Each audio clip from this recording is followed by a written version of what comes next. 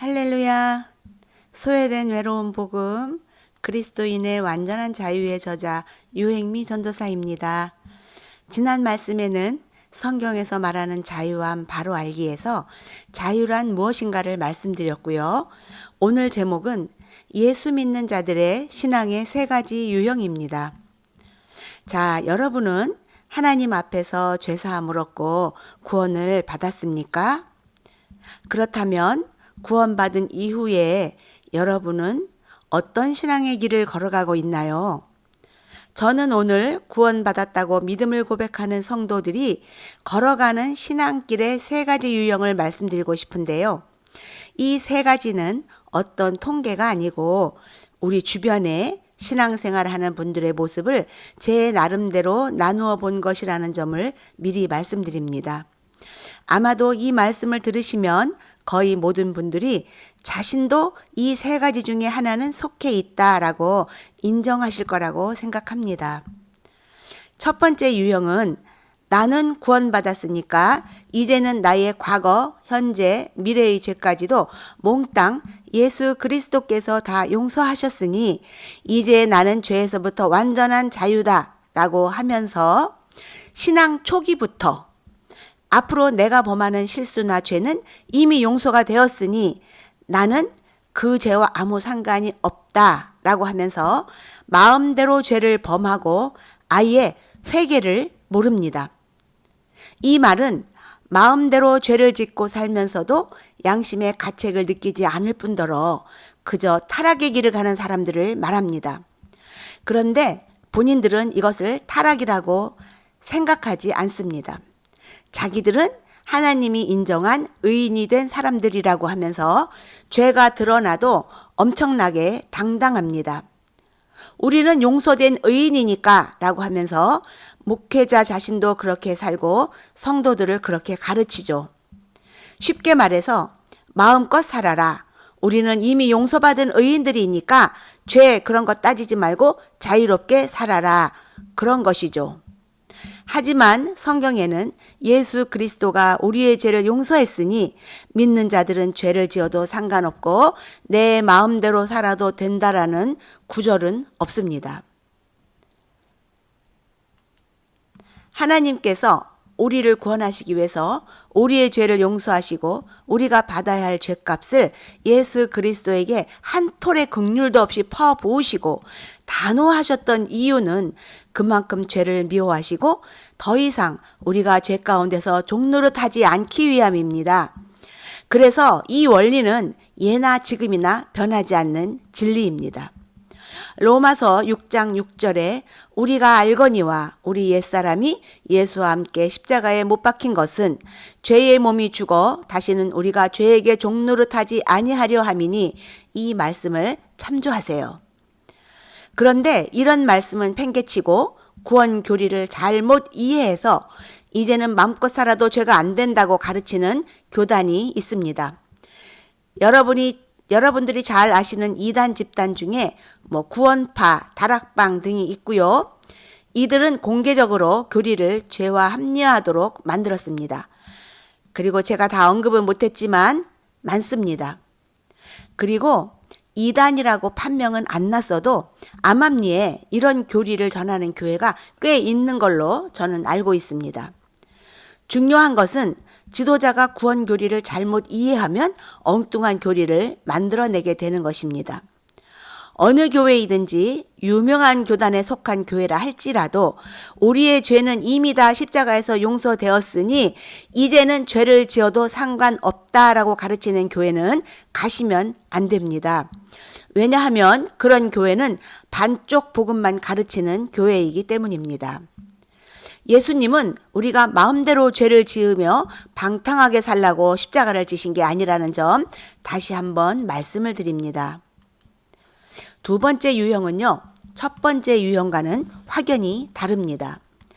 구원은 받았는데 그리고 예수님을 닮아가려고 애를 쓰는데 그래서 내 안에 믿음은 분명히 있는데 내 삶을 보면 나의 말하는 것과 사는 모습 또 행동하는 모습 내 머릿속에 있는 생각들을 보면 죄된 모습이 여전히 있는 겁니다. 분명히 십자가에서 예수님이 이미 다 용서했다고 배웠는데 아무리 떨쳐버리려고 해도 죄된 모습의 나를 보면 하나님 앞에서 떳떳할 자신이 없고, 그래서 우리의 과거, 현재, 미래의 죄를 예수님이 몽땅 십자가 위에서 다 짊어지시고 죽으셨음을 들어서 알지만 내 삶을 보면 또 그게 아니고 자꾸 믿음과 행위 간에 서로 충돌이 일어나는 겁니다. 그렇다 보니 죄를 이길 힘은 없고 답답은 하고 괴로워요.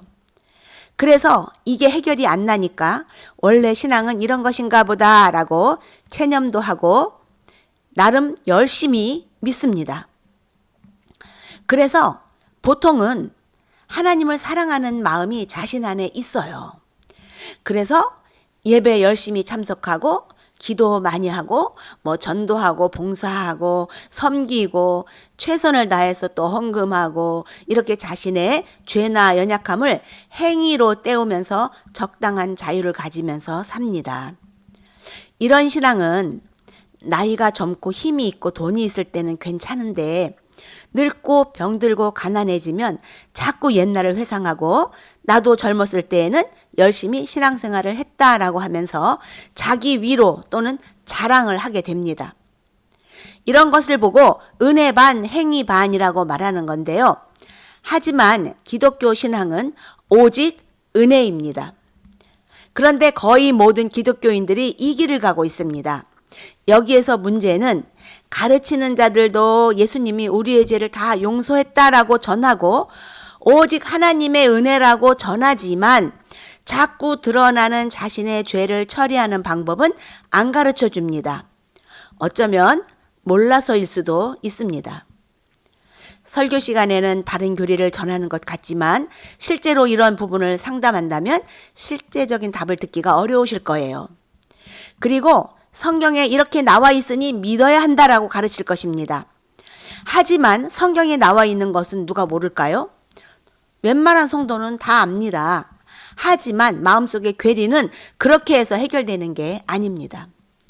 목회자가 확실한 답이 없이 믿으라고만 하는 것은 본인도 확실한 답이 없기 때문일 것입니다. 그래서 주로 죄를 덜 지으려고 노력하는 그 정도일까요? 저도 예전에 사역할 때 성도가 와서 물어보는데 확실하게 답을 못 해주었던 기억이 있습니다. 그때에는 그게 최선이었습니다. 더 이상 설명해 줄 길이 없었던 거죠.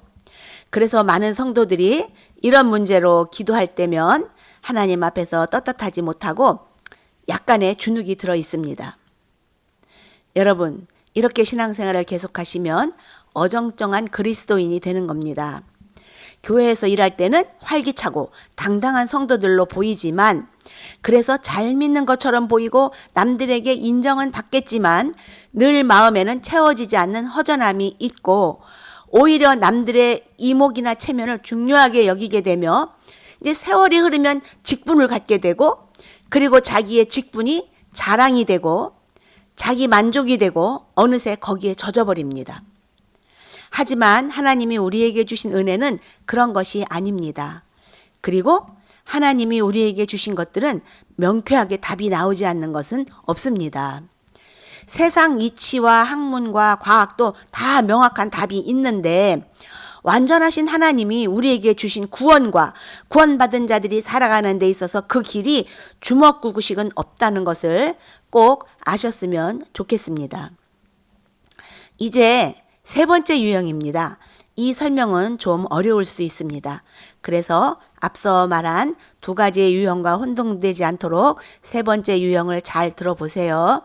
세 번째 유형은 복음을 통해 죄사함을 받았으면 이 죄사함 그리고 구원을 주신 하나님이 왜 우리에게 구원을 주셨는지 하나님의 목적과 의도를 알고 구원받은 이후의 인생의 목표는 예수 그리스도를 닮아가는 것과 하나님의 말씀대로 사는 것을 분명한 목표로 하되 자, 여기까지는 두 번째 유형과 같아요. 그런데 거기에 플러스 십자가의 예수님을 놓치지 않습니다. 십자가의 예수님은 구원받고 죄 용서받은 순간에만 붙잡는 과거형이 아니라 계속 붙잡는 진행형입니다. 적어도 예수님을 바르게 믿는 사람이라면 죄를 거부하고 안 짓고 싶어 하는 마음이 있습니다.